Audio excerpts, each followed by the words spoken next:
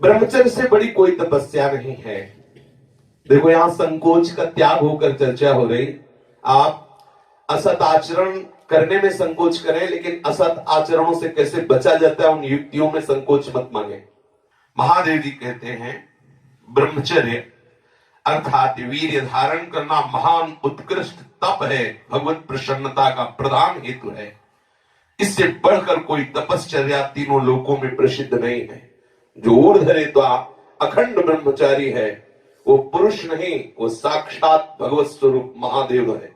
इस मार्ग में कोई किसी भी संप्रदाय का हो, किसी भी परंपरा का हो, ब्रह्मचर्य की विशेष आवश्यकता है। जब तक आपके जीवन में ब्रह्मचर्य का संयम नहीं होगा तब तक आपको भगवदानंद की प्राप्ति हो ही नहीं सकती। ये जो हमारा अखंड भजन नहीं होता, जो हमारे हृदय में उत्साह नहीं बढ़ रहा भगवत प्राप्ति का, उसका कारण है ब्रह्मचर्य का नाश। जितना एक कामुक व्यक्ति अंधा होता है उससे बढ़कर कोई अंधा नहीं होता। नेत्र दोनों फूट जाए उसे अंधा नहीं कहते, उसको तो मार्ग नहीं दिखाई देगा। लेकिन जो कामुक पुरुष है, जो मदांध है, जो विषयों में अंधा, उससे ज्यादा अंधा कोई नहीं होता। लोक परलोक सब कुछ नष्ट कर लेता है। ब्रह्मचर्य की अपार महिमा है, परंतु आज हमारे नीच वातावरण में ब्रह्मचर्य को धूल धूसरित किया जा रहा है। ये महापुरुषों के वचन है, बिल्कुल अक्षरशः सत्य है। एकांत में चिंतन मनन करने के बाद आपकी श्रवणेंद्रिय तक पहुंच रही है बात। आज की नीचता, आज का मनोरंजन ब्रह्मचर्य को धूल धूसरित कर रहा है, ब्रह्मचर्य का नाश कर रहा है। कोई समझ ही नहीं रहा कि कितनी बड़ी हम भयानक गलती कर रहे हैं।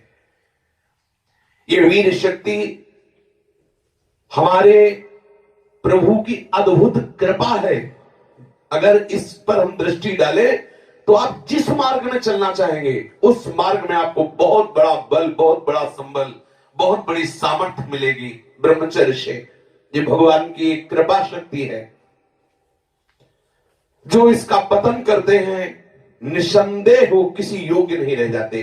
ब्रह्मचर्य का ह्रास जीवन का नाश अर्थात मृत्यु, संपूर्णतया सत्यनाश, सर्वनाश, मृत्यु, ब्रह्मचर्य नाश, सुख का नाश, आरोग्य का नाश, तेज का नाश, विद्या का नाश, बल का नाश, सामर्थ्य का नाश, स्वातंत्र का नाश, धर्म का नाश, भजन का नाश ब्रह्मचर्य के नाश पर है। यदि आपने ब्रह्मचर्य नष्ट कर दिया तो आप किसी काम के नहीं रह गए। आधार स्तंभ टूट गया तो चाहे जितना सुंदर भवन हो नष्ट हो ही जाता है। धर्मनाश होने से संपूर्णतया नाश माना जाता है। जिसका ब्रह्मचर्य नाश है वो कभी भी धर्म से युक्त नहीं रह सकता। हमारे स्वास्थ्य की संपूर्णतया वृत्तियों को बिगाड़ देने वाली ये चेष्टा है। मरणम बिंदु पातेन जीवनम बिंदु धारणात्। ये भगवान शंकर का अमिट सिद्धांत है कि जो वीर के साथ खिलवाड़ करता है वो साक्षात मृत्यु का वर्ण कर रहा है।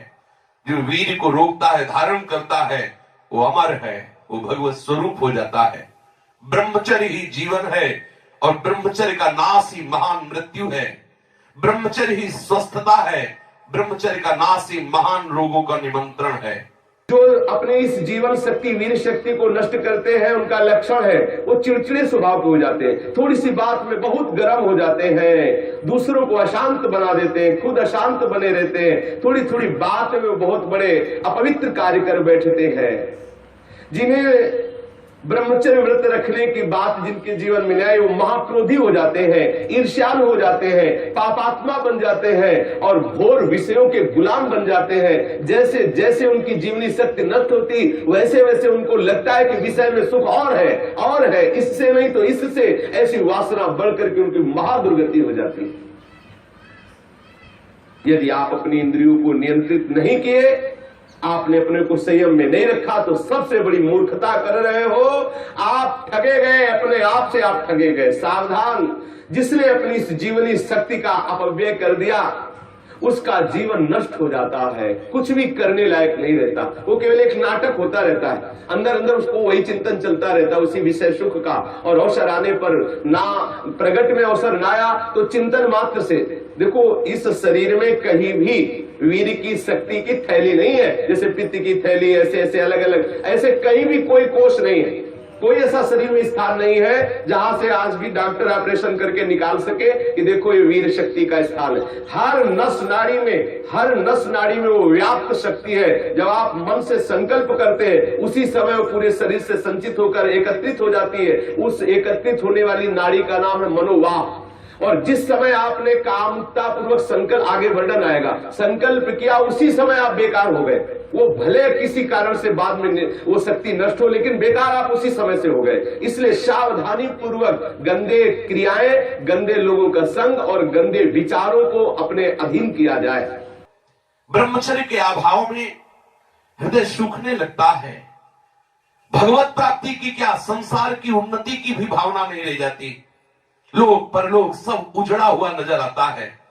जो ब्रह्मचर्य छीण करता है उसकी स्मृति का नाश हो जाता है, नेत्रों में कम दिखाई देने लगता है और लघुशंका के साथ वीर शक्ति का स्खलन होने लगता है। वो जान नहीं पाता, उसकी जीवनी शक्ति नष्ट होने लगती है। वो बिना किसी कारण अशांत बना रहता है। लाखों चिंताएं उसके मन में डुलने लगती है। वो दुर्बल होने लगता है। बड़ा निद्राल का वो वशीभूत हो जाता है। जरा सा निद्रा रही, जरा में हम तो देखते हैं लोग बैठते ही सोने लगते हैं और मोटापा बढ़ जाता है, आलस्य बढ़ने लगता है, उदासी आने लगती है, हृदय में घबराहट पैदा होने लगती है, श्वास अवरोध होने लगता है, कष्ट से श्वास या श्वास तीव्र गति से चलने लगती है, यक्षमा हो जाता है, पृष्ठशूल रोग हो जाता है, कटिवात हो जाता है, शिरोवेदना बढ़ने लगती है, जोड़ों में दर्द होने लगता है, दुर्बल हो जाता है और निद्रा के समय उसका जो शक्ति है वो क्षीण होने लगती, बह जाती, उसको पता ही नहीं लगता। मानसिक अस्थिरता, विचार शक्ति की दुर्बलता, ये भयानक भयानक कमजोरियां उसके जीवन में प्रकट हो जाती है, जो इसे मनोरंजन समझता है।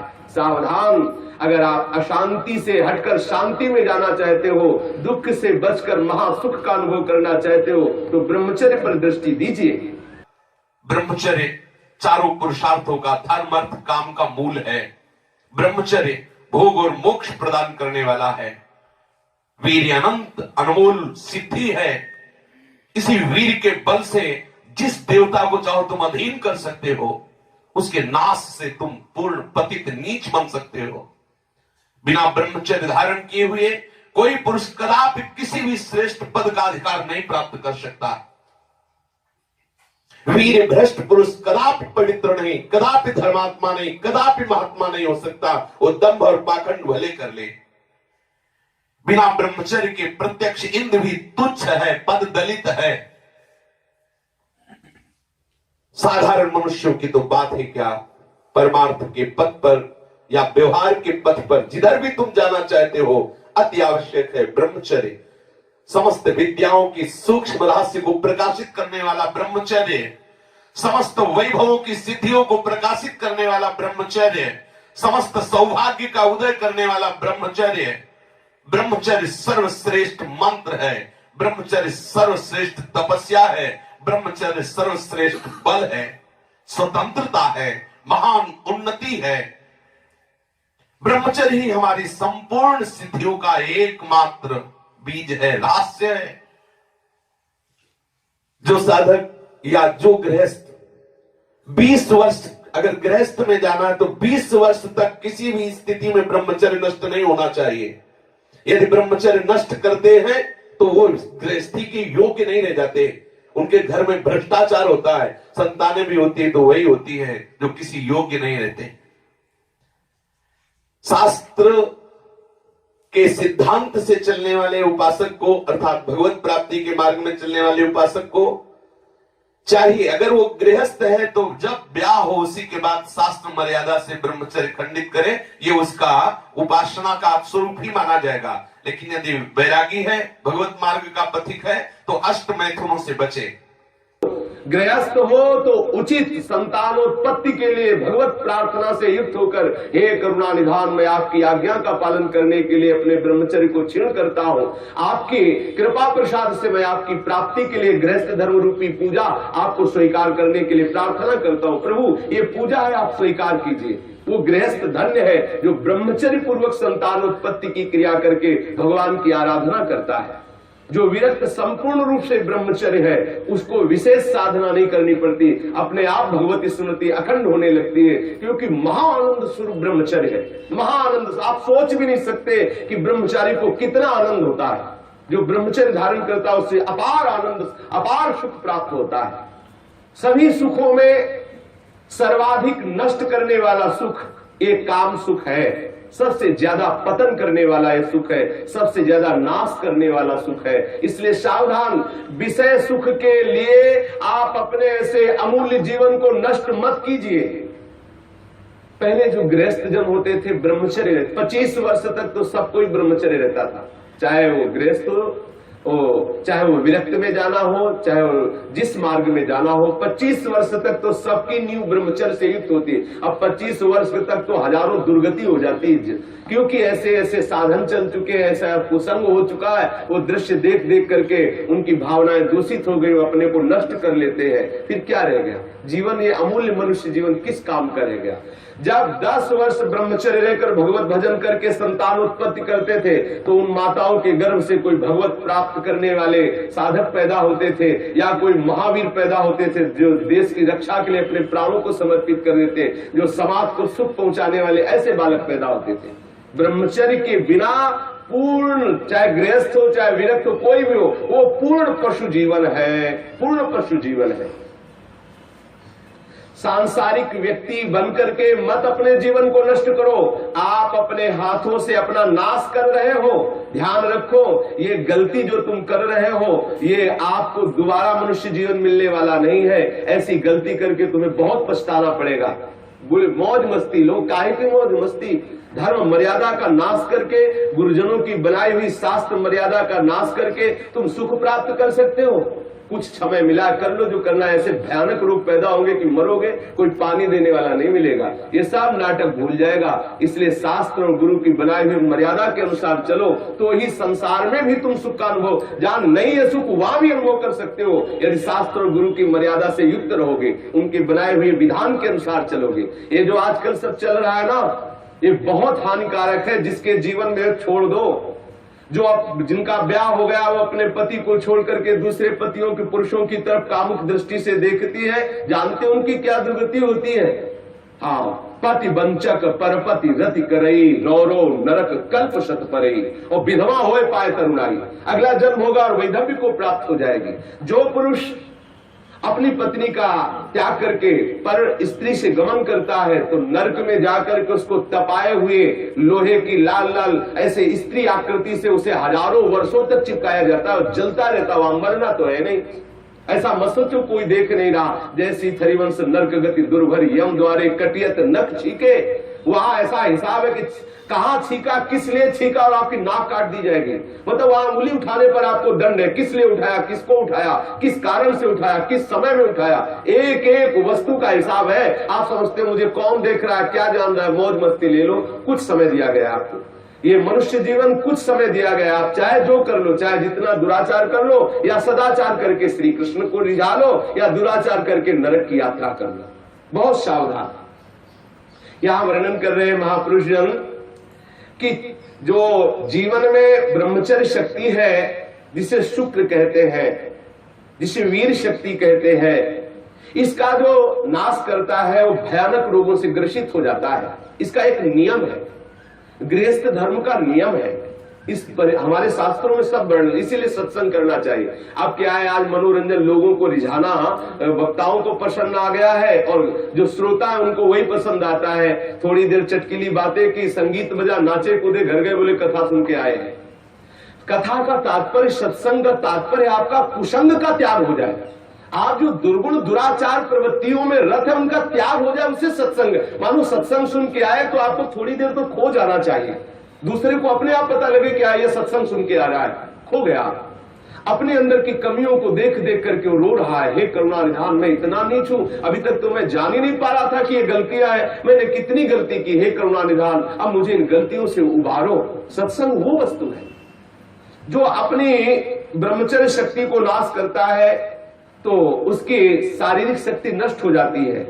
चेहरा पीला होने लगता है, चेहरे में झुर्रियां पड़ने लगती हैं, नेत्रों की शक्ति जाती रहती है, नेत्रों के आसपास नीली नीली रेखाएं प्रकट हो जाती है, आंखें धस जाती हैं और चेहरे में वो कांति नहीं रह जाती, अर्थात कांतिहीनता आ जाती है, याददाश्त नष्ट हो जाती है। वस्तु रख दी, भूल गए, कोई आज्ञा भूल गए। क्यों भूल गए? क्योंकि ब्रह्मचर्य नहीं, मेधा शक्ति क्षीण हो गई। भगवत स्मरण करोगे, कैसे भजन होगा? क्योंकि भजन वाली वस्तु तो आपने नष्ट कर दी। खिलवाड़ समझते हो क्या इससे? ये मनुष्य जीवन आपको मिला है भगवत प्राप्ति के लिए। सावधान, संतान भी प्रकट होगी तो महावीर और भगवान का प्रेमी महात्मा पैदा होगा यदि आप ब्रह्मचर्य से रहोगे। और कुमारगामी रहोगे तो अप्पू गप्पू पैदा होंगे, फिर जूतों से मारेंगे आपको और बुढ़ापे में पानी नहीं देंगे, सड़ोगे ऐसे पड़े। जो सावधानी पूर्वक इसकी रक्षा नहीं करते उनको अनेक बार बड़ी बड़ी भारी विपत्तियों को भोगना पड़ता है। आप क्या समझते हो? जिस वीर शक्ति से ऐसे सुंदर संतान की उत्पत्ति होती है, उसी वीर शक्ति को आप मनोरंजन में नष्ट कर रहे हैं। ये हत्या है, हत्या। शास्त्र वर्णन करते हैं आपको भोगना पड़ेगा उसका दंड। जैसे माताओं के गर्भ में पलते हुए शिशु को वो गर्भ हत्या जैसे पाप कर देती है, ऐसे पुरुषों को सावधान रहना चाहिए। संतानोत्पत्ति के निमित्त से किया गया ब्रह्मचर्य खंडित भगवत उपासना माना जाएगा और अपनी वासना से प्रेरित होकर ब्रह्मचर्य नष्ट करना या अन्य उपायों से ब्रह्मचर्य नष्ट करना वो हत्या में लिखा जाएगा। इसीलिए अंतःकरण मलिन हो जाता है और भगवत भजन का केवल वो एक क्रिया मात्र होने लगता है, आनंद का अनुभव नहीं होता। आपको यदि भगवत प्रेम प्राप्त करना है, भगवत भक्ति प्राप्त करना है, तो आप अपनी इस जीवनी शक्ति की रक्षा कीजिए। आप अपनी जो आंतरिक वृत्ति कामुक हो चुकी है उसको संभालने की चेष्टा कीजिए। जो अपने इस स्नायु तंत्र को पुष्ट रखना चाहते हैं उनको अपनी इस मूर्खता को खोना होगा। क्या मूर्खता? वो सोचते हैं कि मैं विषय में अपनी ब्रह्म शक्ति को नष्ट करके, बादाम पा करके, दूध पी करके, मकरंद ध्वज खा करके और अपने को फिर पुनः पुष्ट कर लेंगे। ध्यान रखना, ये जितना पाओगे उतनी वासना पुष्ट होगी। जिसके चेहरे की तरफ देखो ऐसा लगता है जैसे किसी मकान में आग लगा दी जाए तो फिर वो मकान की शोभा क्या होती है। ऐसे जिसके जीवन में पुण्य नहीं रह गए, भगवत आराधन नहीं रह गया, ब्रह्मचर्य नहीं रह गया, सदाचार नहीं है, बड़ों का सम्मान नहीं, उसका जीवन क्या है? जीवन कैसा पशुवत जीवन हो रहा है। छोटे छोटे अभी बच्चे 15-16 वर्ष के माता पिता के अवहेलना करके मनमाना आचरण करते हैं। ये जो ब्रह्मचर्य, इस पर विशेष ध्यान दिया जाए। यदि हम ब्रह्मचर्य पर ध्यान नहीं देते तो स्मरण शक्ति का नाश, शरीर में मोटापा, दिल की कमजोरी, अस्मायिक वृद्धावस्था का प्रकट हो जाना, नपुंसकता, नेत्रों के रोग बढ़ना और नाना प्रकार से अंदर ही अंदर सब खोखलापन हो जाना। ऊपर से हष्ट पुष्ट दिखाई देंगे लेकिन अंदर से पूरी शक्ति का नाश हो जाने के कारण वो मूर्ख हो जाते हैं। मतलब बुद्धि भी मूर्ख हो जाती है, शरीर भी शिथिल हो जाता है, किसी काम के नहीं रह जाते हैं। ये मत समझो कि इतना ही सुख है, यहां तो सुख है ही नहीं। ये जो बच्चे, बच्चियां, माताएं, बहनें या पुरुष अपनी वासना का शिकार हो चुके हुए हैं, उनको खेद करना चाहिए बात सुनकर और सावधानी पूर्वक आगे बढ़ना चाहिए परमार्थ में। गलती का पोषण नहीं करना चाहिए। आज हमारी ऐसी बेईमानी है कि हम अंदर की इन गलतियों को छुपाते हैं और थोड़ा सा भी गुण होगा तो उसका प्रचार करने लगते हैं। अंदर की गलतियों को गलती मान करके उनको दूरी किया जाए, चाहे वो बच्चा हो, चाहे वो जवान हो, चाहे बूढ़ा हो। गलतियों को छोड़ करके भगवत मार्ग में आगे बढ़ो तो आनंद का अनुभव होगा। ये प्राणों की पूर्ण शक्ति है, जीवनी शक्ति है, इसे व्यर्थ में नष्ट मत करो। सावधान हो। देखो आप थोड़ी देर ब्रह्मचर्य रह करके देखो, आपके नेत्रों में चमक आ जाएगी, आपके कपोलों पर लावण्य आ जाएगा, आपके हृदय में बिना कुछ किए एक आनंद की लहर सी दौड़ती रहेगी। थोड़े दिन रह के देखो। कुछ दिन ब्रह्मचर्य रहने पे कष्ट का अनुभव होता है। जब अंदर वासना होती है ना, वो प्रेरित करती है। जैसे जैसे ब्रह्मचर्य बढ़ता वैसे वैसे अंदर आह्लाद होता है। वो हम आह्लाद को नहीं सह पाते तो लगता है कि यदि ब्रह्मचर्य क्षीण हो जाए तो मुझे सुख मिलेगा, ऐसा लगता है। यदि सत्संग हो और भजन पूर्वक हम जीवन व्यतीत करें, सदाचार पूर्वक भोजन शुद्ध हो, तो कुछ ही महीने में वो ब्रह्मचर्य जब पकने लगता, थोड़ा सा आनंद अनुभव होते, सहने लगता, पहले तो थोड़ा कष्ट होता है। अगर 1 वर्ष ठीक ब्रह्मचर्य रह जाए और कुसंग ना हो तो इतना आनंद उसको अनुभव होने लगेगा, देखेगा नहीं इस नारकी खेलों की तरफ, इधर संसार के इन दुर्गुण दुराचारों की तरफ देखेगा भी नहीं, पर कुसंग ना होने पावे। अगर कुसंग होगा तो 20 वर्ष ब्रह्मचर्य रहने के बाद भी पतित हो जाएगा। कुसंग से सर्वदा बचता रहे। 1 वर्ष अगर ब्रह्मचर्य, हो सकता है थोड़े दिन कठिन लगे क्योंकि गलत अभ्यास हो गए, 1 वर्ष ब्रह्मचर्य रहिए। अपने आप स्वाभाविक जो क्रिया होती है उस पर दृष्टि मत डालिए, आप अपने संकल्प से कोई गलत कार्य मत कीजिए और ब्रह्मचर्य रहिए, तो आपको आनंद का अनुभव होने लगेगा। भजन करना नहीं पड़ता, अपने आप भजन होता है। नींद कम हो जाती है, आसनों पर जितनी देर चाहो आराम से बैठ सकते हो, और कोई भी रोग हो वो अपना पूरा प्रभाव नहीं डाल सकता, क्योंकि आपके अंदर ब्रह्म शक्ति विराजमान है। जो ब्रह्मचर्यहीन हो जाता है वो भजन का लाभ नहीं ले सकता है। मन, प्राण तथा ये ब्रह्मचर्य, ये तीनों एक ही है। जिसका ब्रह्मचर्य ठीक, उसके प्राण सूक्ष्म हो जाते हैं और मन शांत होने लगता है। जिसका ब्रह्मचर्य ठीक नहीं, स्थूल प्राण होने लगते हैं। पहचान है, ऐसे भैंसे की जैसे श्वास निकलती, जब सोते तो बड़े भारी ऐसे घोटे शोरगुल होता है, स्थूल प्राणों का लक्षण है। और मन उनका चंचल होता है, उनकी श्वास, उनका मन, उनका ब्रह्मचर्य, तीनों क्षीण होने से फिर न कोई भजन होता है, न कोई साधन होता है, न कोई चिंतन होता है। जिसकी श्वास स्थूल होती, मन चंचल होता है, उसका चिंतन एकाग्र नहीं होता है। ये बहुत काम की बात है, इसे संभाल कर रखिए। मत समझिए कि कोई साधारण बात हो रही, इसको संभाल लीजिए।